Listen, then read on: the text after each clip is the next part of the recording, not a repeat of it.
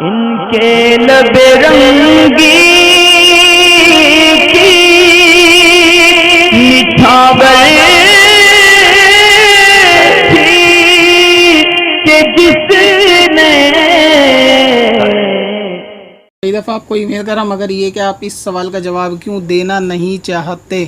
تو محترمہ آپ سے عرض دراصل یہ ہے کہ اس سوال کے جواب کے تعلق سے کہ یہ دو علماء کے درمیان یعنی بڑوں کے بیچ کی بات ہے،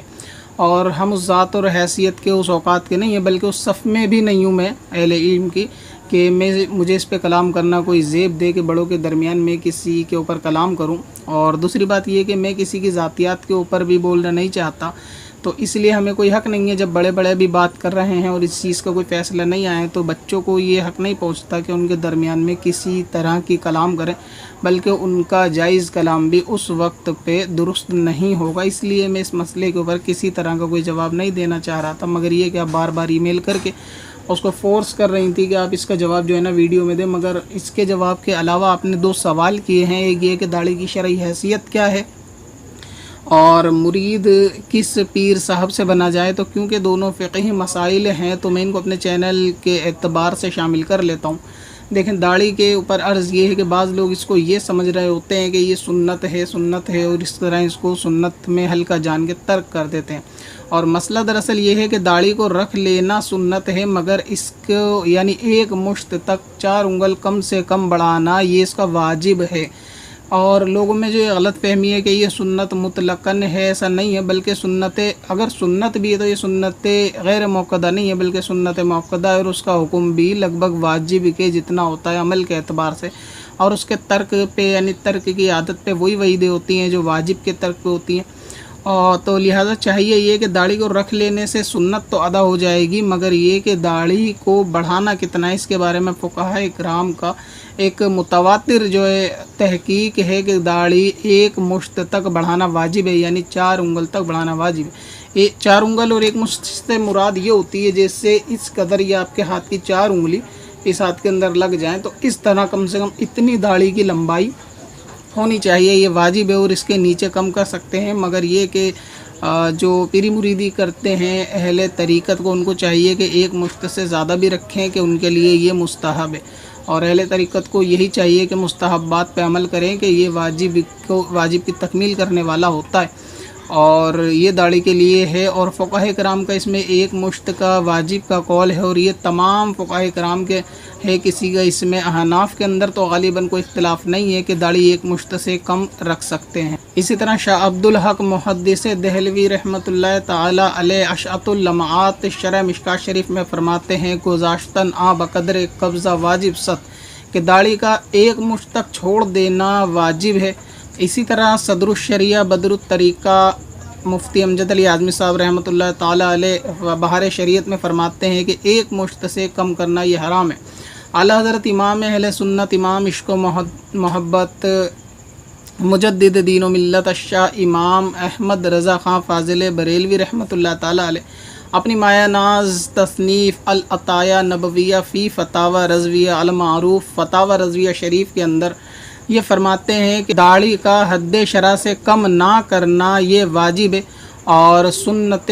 انبیاء ہے، سنت حضور علیہ السلام ہے، سنت دائمی ہے، اور شعار اسلام سے ہے، یعنی آئیڈینٹی آف مسلم اسلام کے شعار سے ہے. اور فرماتے ہیں اعلیٰ حضرت امام اہل سنت کے اس کے خلاف کرنا ممنوع اور گناہ اور شعار کفار میں سے ہے. یعنی یہ کہ داڑھی کا ایک مشت تک بڑھانا اعلیٰ حضرت فرماتے ہیں کہ یہ واجب ہے، بلکہ فتاوی رضویہ شریف میں اس میں مکمل تحقیق پر اعلیٰ حضرت نے ایک رسالہ لکھا ہے کہ داڑھی کا ایک مشت تک بڑھانا یہ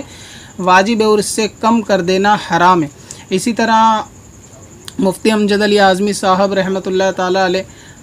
فتاوی امجدیہ کے اندر بھی یہی فرماتے ہیں کہ داڑھی کا ایک مشت سے کم کر دینا یہ حرام ہے. اسی طرح صاحب فقیہ ملت فتاوی فقیہ ملت کے اندر بھی یہی فرماتے ہیں کہ داڑھی کا مونڈنا حرام یا ایک مشت سے کم کر دینا حرام ہے. اسی طرح مفتی محمد اجمل شاہ صاحب سنبھلی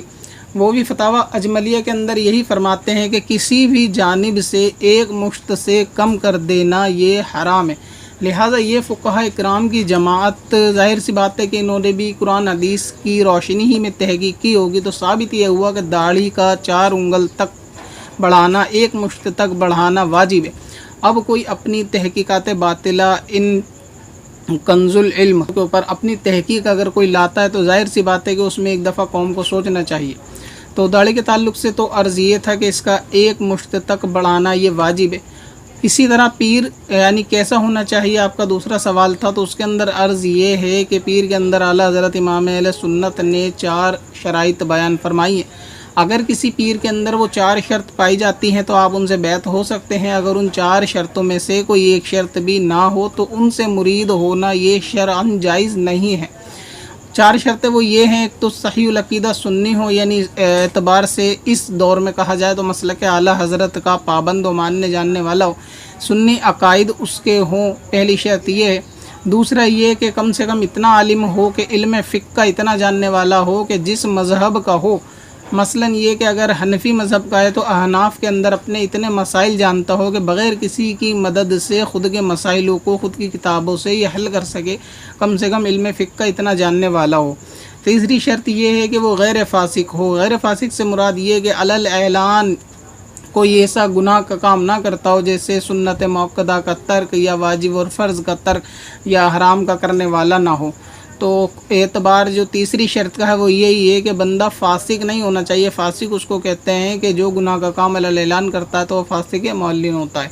اسی طرح چوتھی شرط یہ فرمایا اعلیٰ حضرت امام اہل سنت نے کہ اس شخص کا جو سلسلہ ہوتا ہے وہ حضور علیہ السلام تک جاتا ہو، یعنی وہ پیچھے کسی کا مرید ہو، پھر وہ پیچھے مرید، اس طرح یہ سلسلہ جو ہے نا، یہ بیعت اور اجازت کا سلسلہ یہ حضور علیہ السلام تک جاتا ہو، خلافت کا سلسلہ، اس طرح یہ 4 شرطیں جس پیر میں ہوں گی اس کے اندر اس سے آپ مرید ہو سکتے ہیں۔ یہ چاروں شرطوں میں سے اگر ایک شرط بھی کم ہو تو اس سے بیعت ہونا جائز نہیں۔ اب دراصل سوال یہ ہے کہ کچھ لوگ ابھی 2 یا 3 مہینے پہلے کچھ لوگوں نے مجھے ای میل کر کے کسی ایک پرٹیکولر عالم دین کے بارے میں معلوم کرا کہ بھئی وہ شافعی ہیں، ان کی داڑھی اس لیے کم ہے، بلکہ ایک پوسٹ بھی چلی تھی،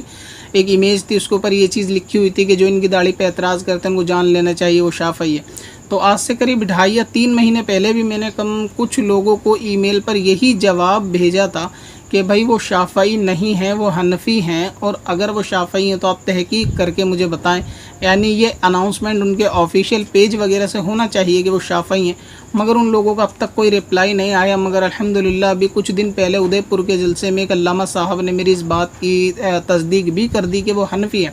اب سوچنے والی بات یہ ہے کہ قوم کے اندر داڑھی کو لے کر جو ایک مسئلہ چل رہا ہے، سب طرف یہ ہے کہ جی وہ مالکیوں کے نزدیک اتنی ہے، شافعیوں کے نزدیک اتنی ہے۔ تو اس چیز کو سمجھنا چاہیے۔ سب سے پہلے تو آپ یہ دیکھیں کہ جب آپ کسی قوم کے درمیان میں کلام کر رہے ہیں تو وہ اس کا جماعت کا کس مذہب سے تعلق ہوتا ہے، ان کے مطابق کلام کرنا چاہیے۔ مثال کے طور پہ جیسے حدیث پاک کے اندر بھی ہے، جب تم کسی قوم کے اندر خطاب کرتے ہو اور ان میں کوئی ایسی بات کہو کہ جہاں تک ان کی عقلیں نہ پہنچے تو ضرور ان میں فتنہ ہوگا۔ اسی طرح ایک اور روایت بھی ہے، فرماتے ہیں کہ اگر تم لوگوں کے درمیان کوئی ایسی بات کہو کہ جو وہ سمجھنے پر قادر نہ ہو تو ظاہر ہے کہ وہ اللہ رسول کو جھٹلانے والے ہوں گے۔ اور اسی طرح ایک مقولہ بھی غالباً منقول ہے کہ کلم الناس علی قدر عقولہم، کے لوگوں سے ان کی عقلوں کے مطابق کلام کرو۔ اب مسئلہ یہ ہے کہ ہندوستان اور پاکستان کے اندر رہنے والی تعداد فقہ کے اعتبار سے احناف ہے کہ حنفیوں کی پیروی کرتی ہے، ان کے درمیان میں شافعیوں میں کیا مسئلہ ہے، حنبلیوں میں کیا مسئلہ ہے، یہ کہنا تو میں سمجھتا ہوں کہ بالکل بے محل ہے۔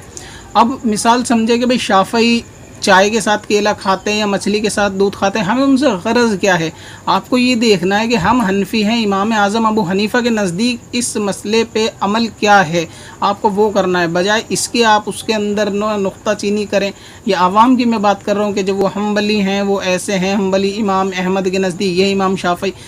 شافعی کے نزدیک تو ایک بال پر مسا ہے، آپ اگر چوتھائی بال پہ مسا نہیں کریں گے، چوتھائی سر پہ، تو آپ کی نماز جو ہے وہ نہیں ہوگی، لیکن امام شافعی کے نزدیک ہوگی۔ تو کیا آپ ایک بال کے اوپر مسا کر کے نماز پڑھ لیں گے کہ آپ کا فرض ادا ہو جائے گا؟ نہیں ہوگا۔ تو یہ چیز معنی نہیں رکھتی کہ کس مذہب یا کس مجتہد کے وہاں پہ کیا کس طرح کون سا کام ہوتا ہے۔ ہم کو یہ دیکھنا ہے کہ ہم کس امام کی پیروی کرتے ہیں، تو ہم پر کس امام کے مسائل کو ماننا یہ لازم ہے۔ اب اس کی مثال ایسا سمجھے کہ میں آپ سے یہ کہنے لگوں کہ یہودی نصارہ جو ہیں وہ حضرت عیسیٰ حضرت موسیٰ کو کوئی خدا مانتا ہے، کوئی خدا کا بیٹا مانتا ہے، لہٰذا ہم کو یہ اختیار کیوں نہیں ہے کہ ہم نبی اکرم صلی اللہ علیہ وسلم کو خدا مانیں کہ وہ بھی تو نبی ہیں اور وہ بھی نبی ہیں؟ تو آپ مجھ سے سیدھی سی ایک بات یہ کہو گے کہ بھائی آپ جو ہے اسلام کے ماننے والے ہیں، آپ کو اسلامی نظریہ عقائد رکھنا چاہیے، وہ کیا کرتے ہیں کیا مانتے ہیں یہ ان کے ہیڈ ہے کہ اس میں ہمارے کوئی دخل نہیں ہے۔ ٹھیک اسی طرح سے اگر بالفرض یہ مانا بھی جائے کہ امام احمد بن حنبل کے نزدیک داڑھی ایک مشت کم ہے، تو مجھے یہ بتاؤ جو حنفی ہیں اس میں ان لوگوں کو اس کے اندر کیا دخل کرنے کی ضرورت ہے کہ شافعی و حنبلی کے اندر داڑھی کا کیا مسئلہ ہے؟ آپ حنفی ہو تو آپ اپنے احناف کے نزدیک معلوم کرو کہ آپ کا کیا حکم شرع ہوگا اور اس پر عمل کر دو۔ لہٰذا یہ جو لوگ کہہ رہے ہیں کہ وہ حنبلی ہیں اور وہ شافعی ہیں، تو ان کو ایک بار تحقیق کر لینی چاہیے کہ وہ حنفی ہیں نہ کہ شافعی ہیں نہ کہ حنبلی ہیں۔ تو جب آپ حنفی ہیں تو آپ کو حنفی کا ہی موقف اختیار کرنا چاہیے اور درمیان امت اسی کو بیان کرنا چاہیے، ورنہ یہ کہ لوگوں کے درمیان ایسی بات کہو گے جس سے فتنہ پیدا ہو جائے، یہ بھی حدیث پاک منع کرتی ہے۔ اس میں ایک اہم بات یہ بھی ہے کہ حدیث پاک میں حضور علیہ السلام نے فرمایا کہ خود کو ذلت پہ جو شخص پیش کرے وہ ہم میں سے نہیں۔ اس کا مفہوم یہ ہوتا ہے کہ اگر آپ کوئی ایسا جائز کام بھی کرتے ہیں کہ جو قوم کے درمیان میں کرنا باعث طنز ہے، کہ اگر اس کو آپ کو قوم دیکھے گی تو ظاہر سی بات ہے اس پہ طعنہ زنی کرے گی، تو ایسے کام سے حدیث پاک میں بچنا بھی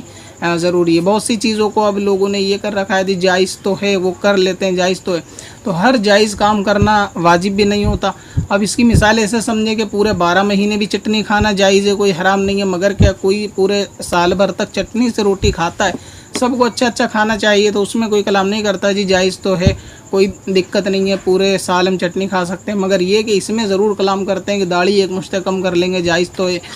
تصویر فوٹو وغیرہ نکلوا لیں گے پرنٹ آؤٹ جائز تو ہے۔ تو اس طرح کی باتیں یہ نہیں کرنی چاہیے، جائز کام سے بھی بچنا ضروری ہے اگر اس پہ لوگ طنز کریں اور انگلی اٹھائیں۔ تو کیا نام تھا آپ کا، سنینا سہانا جو بھی تھا، خیر آپ کے جو دونوں سوال تھے میں نے داڑھی کے اور پیری مریدی کے تعلق سے جواب دے دیے، لہٰذا بھی آپ خود فیصلہ کر لیں۔ دراصل کیا ہوتا ہے کہ محبین جو ہوتے ہیں، جو اس کے فالوور ہوتے ہیں، ظاہر سی بات ہے جواب حکم شرع آنے کے باوجود بھی وہ اس کی فالوئنگ کو نہیں چھوڑتے، وہ ان کا ایک اختیاری مسئلہ ہے، اس میں ہمیں کوئی کلام کرنا بھی نہیں چاہتا کہ وہ چھوڑیں نہ چھوڑیں، مگر جو مسائل تھے وہ میں نے بیان کر دیے کہ آپ ہندوستان میں ہیں، آپ حنفی ہیں، آپ کو چاہیے کہ امام اعظم ابو حنیفہ کے نزدیک کیا عمل ہے آپ اس کو دیکھیں، اور باقی یہ نہ دیکھیں کہ شافعیوں میں کیا ہے اور حنبلیوں میں کیا ہے، ان میں جو بھی ہو ان میں رہنے دے، وہ ان کا ذاتی مسئلہ ہے کہ ان کے مذہب میں کیا ہے۔ ہم کو اپنے مذہب جس گاؤں جانا نہیں ہے اس کا پتہ پوچھ کے بھی کیا کرنا، ہم حنفی ہیں تو ہم کو چاہیے کہ امام اعظم کے اور جتنے بھی متواتر فتاوی چلتے آ رہے ہیں علماء کرام کے اس پہ عمل کریں۔ پھر بھی ایسا ہوتا ہے، انسانی تقاضا ہوتا ہے، جذبات ہوتے ہیں کہ آدمی کسی سے محبت کرتا ہے تو اس کی فالوئنگ کو نہیں چھوڑتا یا اس کو پسند کرتا ہے، تو ظاہر ہے کہ اس کے خلاف جلدی کوئی بات سننا نہیں چاہتا۔ ممکن ہے کہ ابھی ایسا ہی ہو، یعنی اس طرح کے جیسے محبت میں نہ جانے کیوں کسی کا بس نہیں چلتا، یہی وہ ایک جذبہ ہے جو نافرمان ہوتا ہے، تو آدمی جسے محبت کرتا ہے اس کے بارے میں کچھ سننا نہیں چاہتا۔ ممکن ہے کہ اس